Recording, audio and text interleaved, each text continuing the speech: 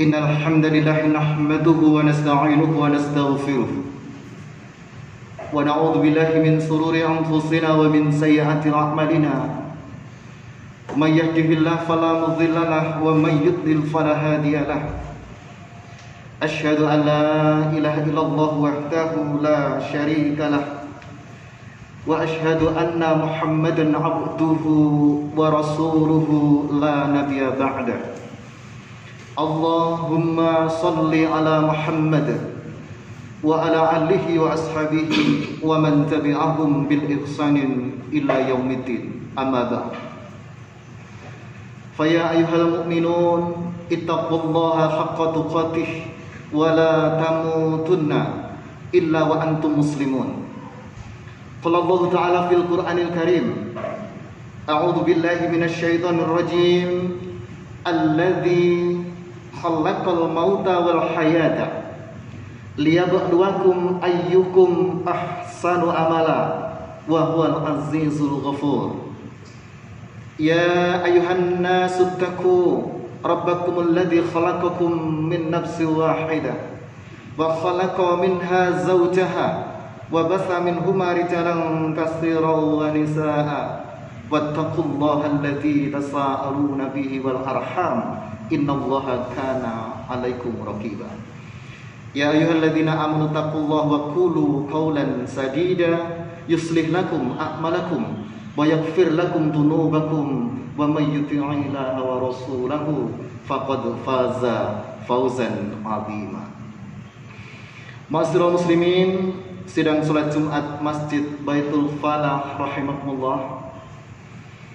Puji syukur alhamdulillah, pada kesempatan siang hari yang berbahagia ini kita masih berada dalam limpahan rahmat karunia Allah Subhanahu wa taala. Allah masih memberikan kenikmatan kepada kita berupa keimanan dan keislaman.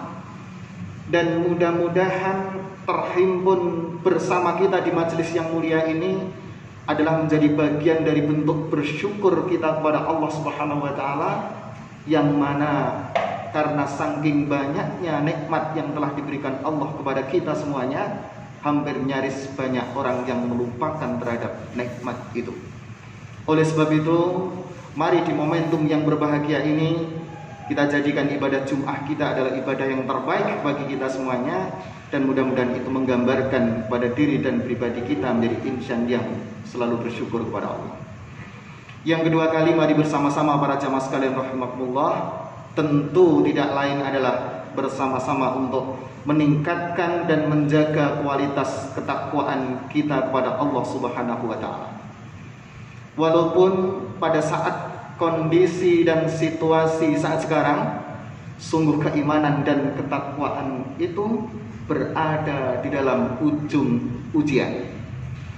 Oleh sebab itu, salah satu bentuk dari definisi takwa, di samping takwa itu berasal dari akar kata waqayaki wikoyatan atau berhati-hati, maka salah satu bentuk makna takwa itu adalah konsistensi dalam menjalankan kedekatan dan ibadah kita kepada Allah. Oleh sebab itu, sudah rindu kita untuk menunaikan ibadah sholat Jumat sebagaimana pada saat sekarang ini, karena sekian waktu sholat Jumat kita ganti dengan sholat ibadah duhur karena kondisi dan situasi keadaan yang tidak memungkinkan. Itulah bentuk konsistensi kita di dalam rangka untuk mempertahankan takwa itu. Salah satunya adalah tidak pernah goyah, tidak pernah bergeser dalam kondisi apapun dalam rangka untuk mendekatkan kepada Allah Subhanahu wa taala. Oleh sebab itu, ma'asyiral muslimin rahimakumullah, salah satu bentuk implementasi ketundukan dan ketasliman kita kepada Allah itu adalah mempercepat ayunan langkah kita untuk menunaikan ibadah sholat Jumat sebagaimana perintah Allah. Dan demikian juga kita berharap mudah-mudahan kita semuanya senantiasa terjaga ketakwaan kita, dan mudah-mudahan kita terbingkai dengan takwa, diselamatkan oleh Allah dalam kehidupan dunia, dan kelak berharap mudah-mudahan Allah menyelamatkan dalam kehidupan akhirat nanti. Ma'asyiral muslimin, sidang sholat Jumat rahimakumullah, hidup ini begitu uniknya dan sungguh perjuangan dan kesabaran yang sangat membaja, yang sangat dibutuhkan di dalam menggapai kesuksesan hidup. Hingga akhirnya karena uniknya kehidupan ini, maka orang-orang yang telah sukses dalam mencapai kehidupan dunia pun dilakukan dengan unik. Begitu juga orang-orang yang mengalami kebangkrutan atau kenistaan. Tentu bukan berada pada golongan yang kedua yang kita harapkan. Kita berharap hendaknya menjadi insan-insan Allah yang mendapatkan kesuksesan dengan aktivitas keunikannya dalam rangka untuk mencapai kesuksesan itu. Dan suksesnya tidak hanya kesuksesan dunia, tapi kesuksesan ganda, yakni kesuksesan di akhirat. Lalu para hadirin rahimakumullah, untuk menggapai itu semuanya tentu dibutuhkan kesungguhan, perjuangan keras dan kesabaran yang sangat tinggi. Oleh sebab itu para jamaah sekalian rahimakumullah, sabar yang tinggi yang diharapkan oleh Islam itu seperti apa? Kesabaran yang dimaksud di dalam Islam itu adalah bukan sabar yang statis, namun kesabaran yang dimaksud adalah kesabaran yang dinamis. Artinya orang yang sabar itu adalah orang-orang yang menerima ketetapan Allah Subhanahu wa Ta'ala dengan ikhlas dan tabah terhadap ketetapan itu. Tidak cukup, lalu ditambah juga makna dari kesabaran itu adalah orang yang menjaga dirinya dari frustasi, dari emosi, dan tetap konsisten dalam menjalankan perintah Allah Subhanahu wa Ta'ala dan ikhtiar maksimal untuk keluar dari permasalahan, ujian, dan cobaan itu. Itu makna rangkaian dari kesabaran yang dituntut dan yang harus kita lakukan bersama-sama. Hadirin rahimakumullah, jika kemudian kesabaran itu dituntut upaya maksimal untuk keluar dari permasalahan, berarti tidak boleh makna sabar itu diartikan dengan menyerah terhadap ketentuan yang terjadi pada diri. Oleh sebab itu, dalam waktu yang singkat ini, setidaknya umat Islam dituntut berada dalam 3 kondisi untuk menempatkan kesabaran yang tidak boleh kesabaran itu terkurangi sedikit pun frekuensinya. Yang pertama, para jamaah sekalian, umat Islam hendaknya sabar di dalam menjalankan perintah Allah Subhanahu wa Ta'ala sebagai bentuk ketaatan kepadanya. Menjalankan perintah Allah hendaknya didasarkan dengan kesabaran. Kenapa demikian? Karena sesungguhnya banyak orang yang terjerembab, terjerumus ingin menggapai ketaatan kepada Allah Subhanahu wa Ta'ala, namun pada akhirnya mereka tidak didasari dengan kesabaran. Hadirin, salah satu contoh histori yang cukup segar dalam ingatan kita, Nabiullah Ibrahim alaihissalam. Tatkala beliau merindukan seorang anak dan keturunan begitu waktu panjang menanti itu, dituntut kesabaran. Tetapi apa yang terjadi para jamaah, tatkala Allah memberikan nikmat berupa anak dan keturunan, yakni Nabiullah Ismail alaihissalam, tatkala lahir ke muka bumi, Allah memerintahkan untuk kemudian istri dan anaknya untuk tinggal di satu lembah bukit yang tandus, kering kerontang, bebatuan padang Sahara, tidak ada kehidupan sama sekali yang ada di sekitarnya. Itu ujian kesabaran untuk menjalankan perintah Allah. Tidak ada kata lain yang dilakukan oleh Nabiullah Ibrahim alaihissalam kecuali sami'na wa ata'na terhadap perintah Allah. Tidak cukup itu.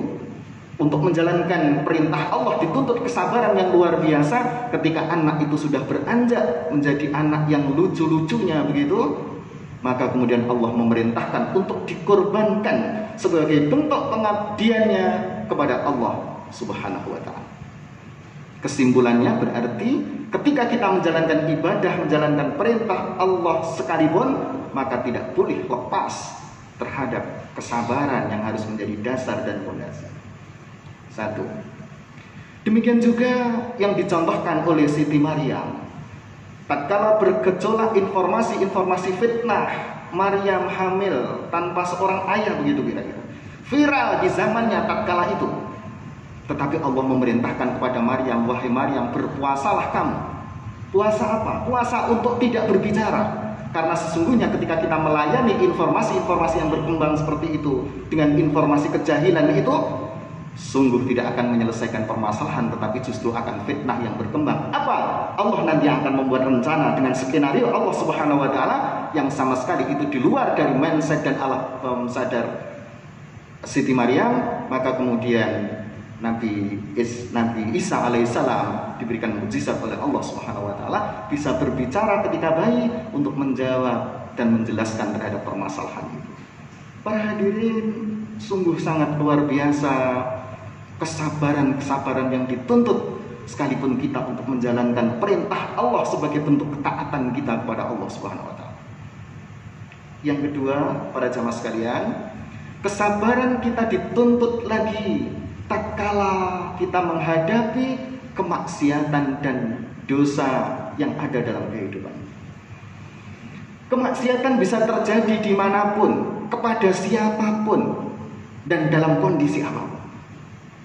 Oleh sebab itu, menjaga konsistensi takwa adalah menjaga diri dan pribadi kita untuk kemudian tidak terjerembab di dalam kemaksiatan itu yang seakan-akan kenikmatan yang semu sesaat, tapi akan menjerebabkan manusia itu dalam lembah kenistaan.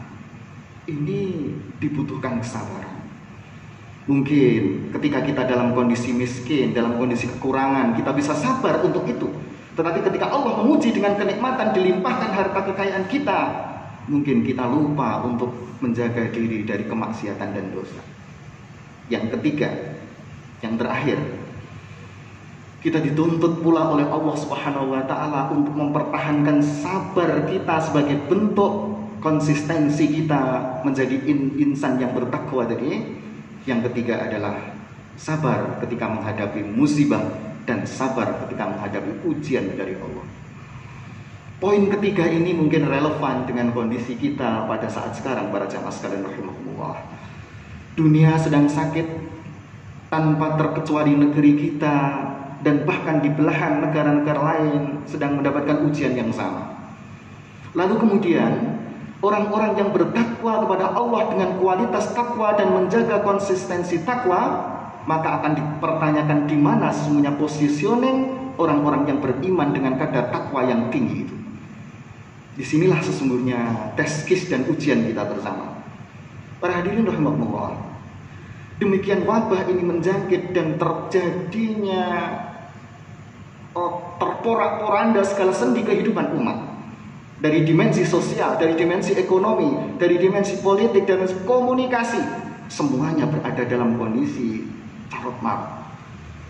Lalu bagaimana posisi kita semuanya umat Islam yang beriman kepada Allah, yang mengaku diri kita orang-orang yang bertakwa?